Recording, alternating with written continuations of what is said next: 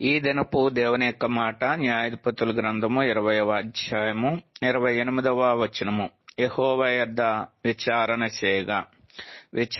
చేయగా దేవుని దగ్గర విచారణ చేయడం ద్వారా మన జీవితంలో మేలును క్షేమాన్ని పొందగలిగేటటువంటి వారంగా ఉంటాం.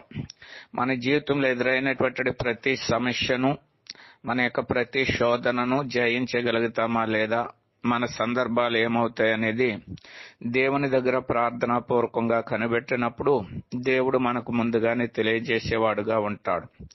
మన జీవితంలో ఏర్పడేటువంటి ప్రతి యుద్ధాన్ని జయించడానికి దేవుడు శక్తినిచ్చేవాడుగాను, మన పక్షంగా ఆయన వండి పోరాడేటటువంటి వాడుగా ఉంటాడని ఈ లేఖనాలు బట్టి మనం చూడగలుగుతున్నాం.